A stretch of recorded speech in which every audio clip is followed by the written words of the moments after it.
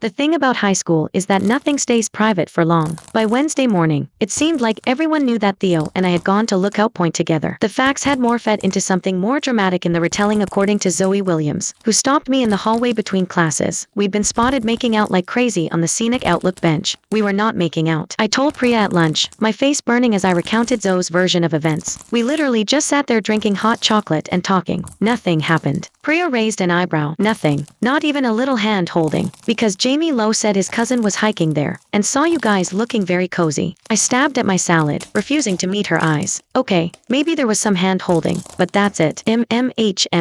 Priya's knowing smile was insufferable. And where is Loverboy today, anyway? He's usually attached to your hip by now. I glanced around the cafeteria, realizing she was right. I hadn't seen Theo all day, which was unusual, given that we shared morning classes. I don't know, I admitted. He hasn't texted me either. Trouble in paradise already, Priya teased, but her expression softened when she saw my genuine concern. I'm sure he's just out sick or something. Don't overthink it. But overthinking was my specialty, and by the end of the day with still no sign of Theo and no response to my casually worded "Hey, missed you in physics today" text, my imagination was running wild with worst-case scenarios. Had I misinterpreted everything at Lookout Point? Was he already tired of waiting for me to figure out what I wanted? Or worse, had the rumors about us made him uncomfortable? I was still turning these questions over in my mind as I walked into the darkroom after school, seeking the familiar comfort of developing prints in solitude. To my surprise, a note was taped to the enlarger I usually used. Sorry for disappearing. Family emergency. Will explain everything tomorrow. Don't believe any rumors.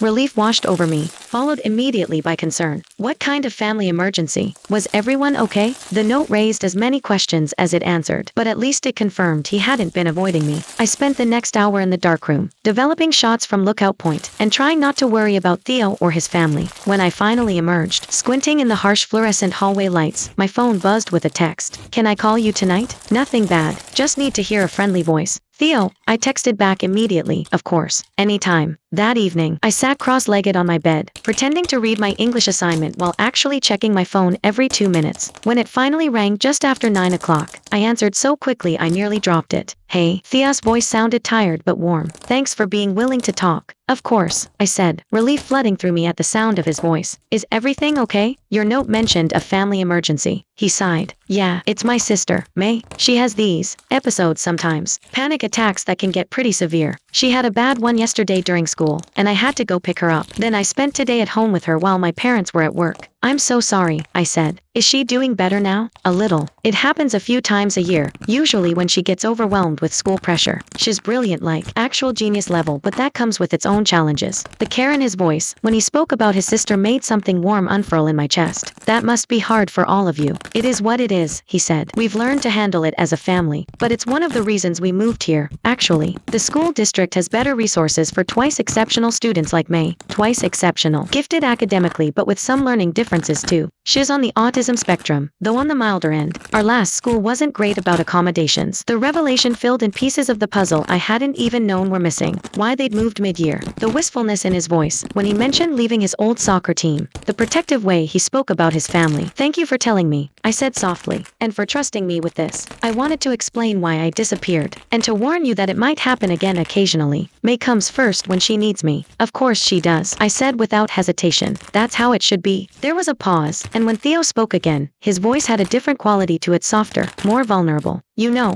that's not how everyone reacts. At my old school, I lost friends over it. They got tired of cancelled plans and unanswered texts when I was dealing with family stuff. The admission made my heart ache for him. Well, those people weren't very good friends then. No, he agreed. They weren't. Another pause. So, I heard there are some interesting rumors going around about our trip to Lookout Point. I groaned, flopping back on my bed. Apparently we were making out like crazy, according to the Windhill Heights gossip mill. Theo laughed, the sound lifting some of the heaviness from our conversation. If only. I think I would have remembered that. Right. I found myself laughing too, although I'm not sure which is worse, people thinking we did something we didn't, or knowing we were just huge nerds taking photos and drawing pictures. Speak for yourself. I'm a very cool nerd. Thank you very much. Our conversation drifted to lighter topics: assignments we'd missed, an upcoming art exhibition at the local gallery, plans for the weekend. By the time we said goodnight an hour later, the knot of worry in my chest had untangled completely. Theo returned to school the next day, and if people were still whispering about us behind our backs, I found I didn't really care anymore. Something had shifted during our phone conversation, a deeper level of trust established, a glimpse behind the carefully curated personas most high schoolers present to the world. At lunch, Theo joined our table as had become his habit, but this time he brought his sister with him. May was a year younger than us, with the same dark eyes as Theo but longer hair, pulled back in a neat ponytail. She was quiet but not shy, observing our group's dynamics with intelligent curiosity. Me's a photographer too, Theo told me as we made room for them at the table, but she specializes in astrophotography. Really? I turned to her with genuine interest. I've always wanted to try that, but I don't have the right equipment. Me's face lit up at the mention of her passion. I built my own tracking mount, she said, her voice soft but precise. It compensates for Earth's rotation so you can do long exposures without star trails. I could show you sometime if you want. That would be amazing, I said, impressed by both her technical knowledge and her offer. As lunch progressed, I watched Theo with his sister, the way he gently brought her into conversations. When she fell silent, how he intuitively sensed when the cafeteria noise was becoming too much for her, and suggested they move to a quieter spot by the window. His kindness wasn't showy or performative. It was simply part of who he was. Later, as we walked to our shared history class, I impulsively reached for Thea's hand, intertwining our fingers for the first time in public. School gossip be damned. He looked at me with surprise, a question in his eyes. One step at a time, I said, echoing his words from lookout point. His answering smile was worth every curious glance and whispered comment we received walking down that hallway. November brought shorter days, colder temperatures, and a looming deadline for early college applications. I spent increasingly long hours in the darkroom, perfecting prints for my portfolio. Theo often joined me, sometimes working on his own drawings in the dim amber light, other times simply keeping me company as I fussed over chemical baths and exposure times. Our relationship, if that's what it was, continued to develop in this undefined space. We hadn't kissed yet, though there had been moments when it seemed inevitable. Walking me to my car after late nights at school, sitting close together at movie night at Priya's house, saying goodbye after a study session that had stretched into evening. Each time, something held us back. Sometimes it was practical parents arriving home, friends interrupting, timer alarms going off, but more often, I sensed Theo was deliberately allowing me to set the pace, true to his promise of no pressure. The problem was, I was starting to feel pressure from within, an increasing awareness of Theo that made it hard to concentrate when he was near. The way his hair fell across his forehead when he bent over his sketchbook, the small furrow that appeared between his brows when he was thinking deeply, the warmth of his hand when it brushed mine as we walked side by side. It was maddening and wonderful and terrifying all at once. You know, Priya said one day as we sat in my bedroom, ostensibly studying for our history midterm, but actually discussing everything but history. For someone who was so determined not to get distracted by a relationship this year, you spend an awful lot of time talking about Theo. I threw a pillow at her, which she caught with annoying accuracy. We're not in a relationship,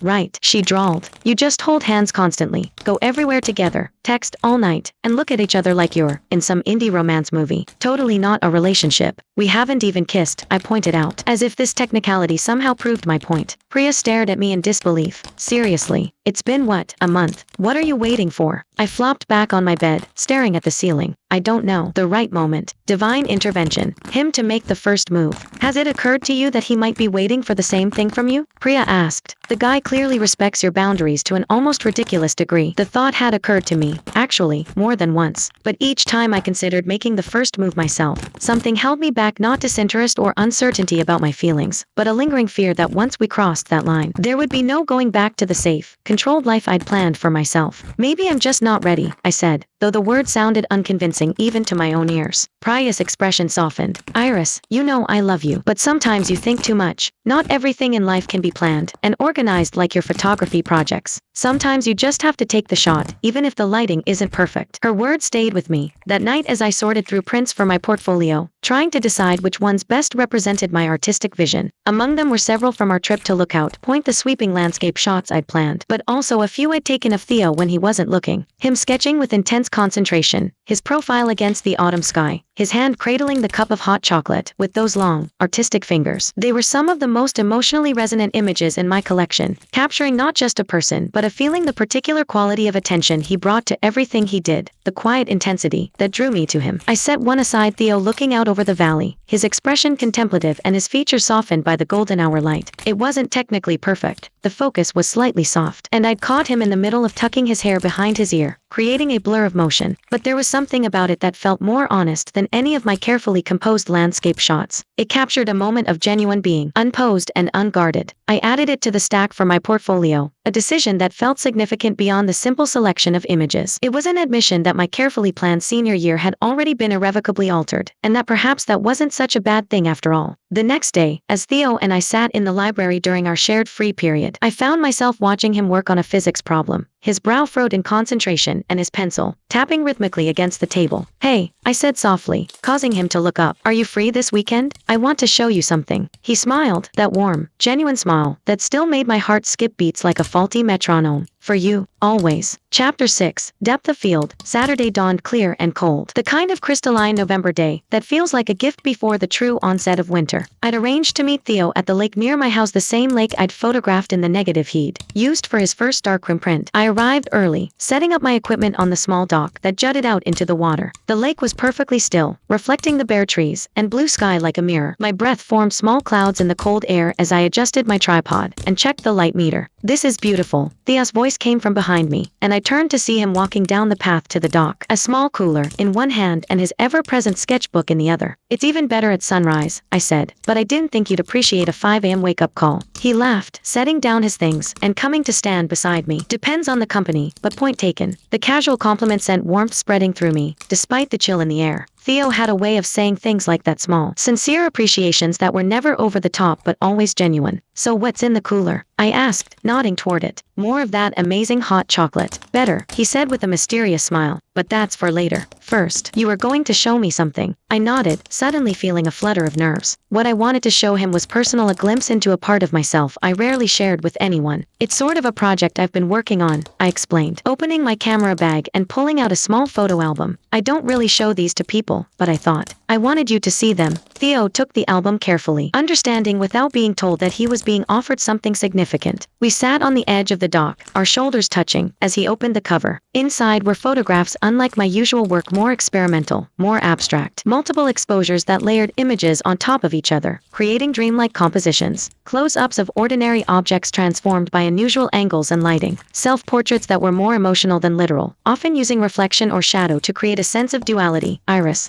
Theo said softly as he turned the pages. "These are incredible. They're different from what I usually show people," I admitted. "More personal, I guess. Less technically perfect but more me." He nodded, understanding exactly what I meant. "Art isn't about technical perfection. It's about saying something true, even if that truth is messy or complicated. That's what I love about your work," I said. "It always feels true, even when it's not realistic." Theo looked up from the album, his eyes meeting mine with an intensity that made my breath catch. "Can I ask why you're showing me these now?" It was a good question, one I'd asked myself repeatedly as I'd made the decision to share this private collection with him. The answer was both simple and terrifyingly complex. "Because I'm tired of holding back pieces of myself," I said finally. "With my regular portfolio, with college applications, with everything, I'm always showing the safe version, the one I think other people want to see. But with you," I trailed off, searching for the right words. "With me," he prompted gently. "With you, I don't want to be safe. I want to be real." The admission hung in the air between us, more revealing than I'd intended but completely true. Theo closed the album carefully and set it aside, then turned to face me fully. "Iris," he said, my name sounding like something precious in his voice. "I've never wanted anything but the real you. All of it, the carefully planned parts and the messy, experimental parts, especially those." He reached up, his fingers gently brushing a strand of hair from my face, and I knew with sudden clarity that this was one of those moments, the kind that divides life into before and after. "I'm going to kiss you now," I said, surprising myself with my directness. "If that's okay." Thea's smile was slow and beautiful, reaching all the way to his eyes. "I thought you'd never ask." I leaned forward, my heart pounding so hard I was sure he could hear it, and pressed my lips to his. The first touch was gentle, almost tentative, a question being asked and answered in the same breath. Then his hand came up to cup my cheek, and the kiss deepened into something more certain. Kissing Theo felt like the most natural thing in the world, as if my body had always known how to fit against his, how to move with him. In this wordless conversation, his lips were soft but insistent, and he tasted faintly of cinnamon and something that was uniquely him. When we finally pulled apart, both slightly breathless, I kept my eyes closed for a moment, wanting to memorize every sensation, the warmth of his hand still cradling my face, the subtle pressure of his forehead resting against mine, the mingling of our breath in the cold air. "Wow," he whispered, and I opened my eyes to find him looking at me with an expression of wonder that made my heart flip over in my chest. "Yeah," I agreed, unable to find more eloquent words. "Wow." He smiled, his thumb tracing the curve of my cheekbone. "For the record, that was worth waiting for." I laughed softly, feeling lighter than I had in months. "Definitely." We sat there on the dock for what might have been minutes or hours, talking quietly, kissing occasionally, simply existing together in that perfect bubble of time and space. Eventually, Theo remembered the cooler he'd brought. "I made us lunch," he said, opening it to reveal containers of homemade food, a thermos of soup, crusty bread, sliced fruits, and small mason jars of what looked like chocolate mousse. "You did all this?" I asked, touched by the effort he'd put into a simple lakeside picnic. He shrugged, but I could see he was pleased by my reaction. Food is another kind of art, a more temporary one, but still worth doing well. We ate sitting side by side on the dock, sharing food and stories and comfortable silences. Theo told me more about his family, his artist mother, who taught at a community college, his tech executive father, who still found time to restore old motorcycles, his brilliant sister who dreamed of working for NASA someday. I shared stories of my own family, my accountant father with his unexpected passion for vintage cars, my mother who'd given up a promising career in journalism to raise me, but had recently returned to writing freelance articles. "They seem like good people," Theo said after I described my parents' tradition of making elaborate Sunday breakfasts together while dancing to 80s music in the kitchen. "They are," I agreed. "They've always supported my photography, even when I was going through my taking artsy photos of random trash phase in middle school." Theo laughed. "I'd like to see those someday." "Not a chance," I said, bumping his shoulder with mine. "Some art deserves to remain buried forever." "I bet they're great," he insisted. "Everything you create has something special in it." The simple faith in his voice made my heart swell. It was one thing to receive praise for work I knew was good, but Theo's belief extended to things he hadn't even seen, a vote of confidence in my creative vision that felt more meaningful than any specific compliment. As the afternoon wore on and the temperature began to drop, we reluctantly packed up our things. Before leaving the dock, I set up one last shot, my camera on the tripod with the timer set, capturing both of us with the lake stretching out behind us. "For the record," I said as we walked hand in hand back toward my house, "I think this counts as our first official date." Theo stopped walking, turning to face me with mock seriousness. "Ms. Chen, are you saying we're dating now? I thought we had a strict, no labels, policy." I rolled my eyes, but couldn't help smiling. "I think that ship has sailed, don't you? Unless you regularly make gourmet picnics and share soul-melting kisses with all your friends." "Soul-melting, huh?" He grinned, pulling me closer. "That's quite a review. Don't let it go to your head," I warned, even as I wound my arms around his neck. "Too late," he murmured, and then he was kissing me again, his lips cold from the autumn air, but warming quickly against mine. Later, as we sat on my front porch reluctant to say goodbye, Theo took my hand, tracing patterns on my palm with his fingertip.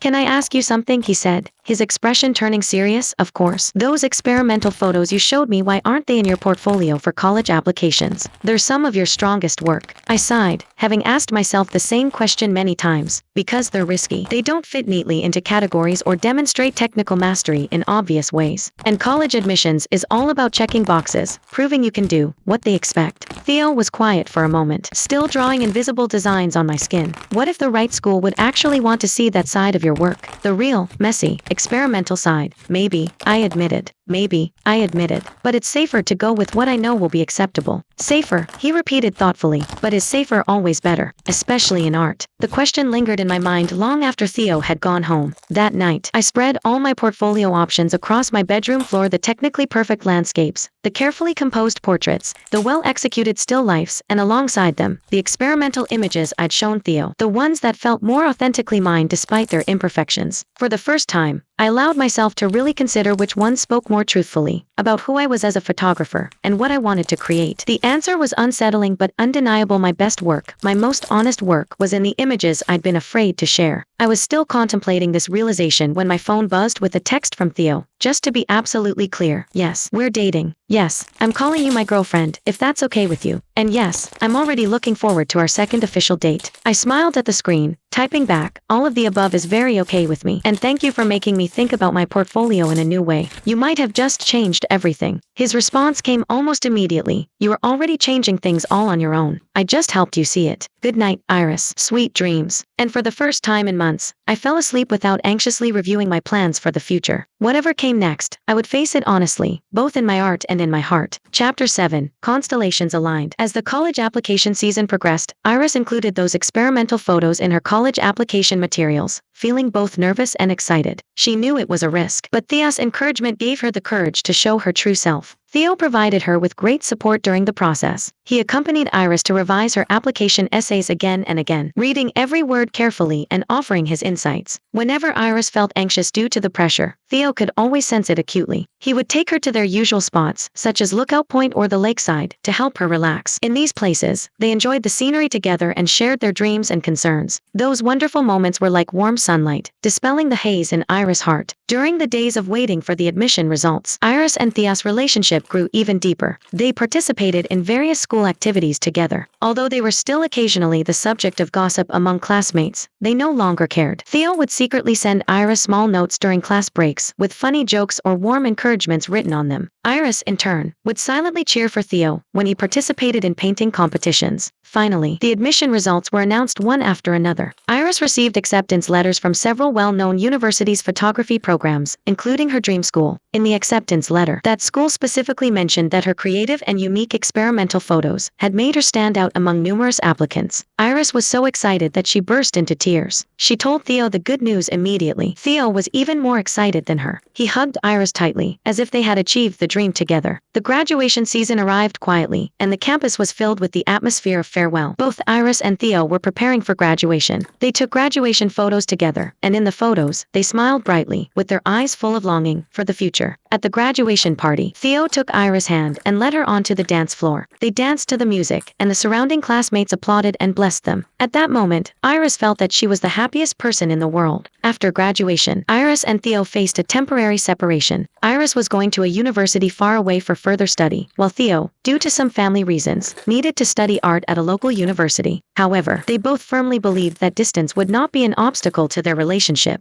On the day Iris left, Theo arrived at her home early to help her carry her luggage. At the airport, they hugged tightly, reluctant to let go. "I'll miss you, Iris," Theo said, his voice a little hoarse, his eyes filled with affection. "Me too, but we'll be okay, right?" Iris looked up, meeting Theo's eyes, and said firmly, "Of course. Our relationship isn't that easy to be defeated." Theo smiled and gently wiped away the tears from the corner of Iris' eyes. After the separation, they talked on the phone and video chatted every day, sharing the little details of their lives. Iris studied photography knowledge hard in college, participated in various photography competitions, and continuously improved her skills. Theo also made great progress in art creation, and his works began to be exhibited in some small-scale exhibitions. When the holidays came, Iris couldn't wait to return to her hometown. Theo had been waiting at the airport early. When Iris walked out of the airport hall and saw Theo, she ran towards him and threw herself into his arms. They were like two stars attracting each other. No matter how far apart they were, they would eventually meet. Time flew by, and the 4-year college life passed in a hurry. Thanks to her hard work and talent, Iris became prominent in the field of photography. Theo also became a well-known young artist. After graduation, Iris returned to her hometown and opened an art studio with Theo, perfectly combining photography and painting. On a star-filled night, Theo took Iris to the science building, where they first met. This place was of great significance to them, as all their stories started here. Theo held Iris' hand and led her to the corner where they had collided. "Remember this place?" Theo asked gently. "Of course. That day, my photography works were scattered all over the ground, and I even got your clothes wet." Iris replied with a smile, recalling the past. "Since that day, my life has been disrupted by you. But also since that day, I found the most special you," Theo said,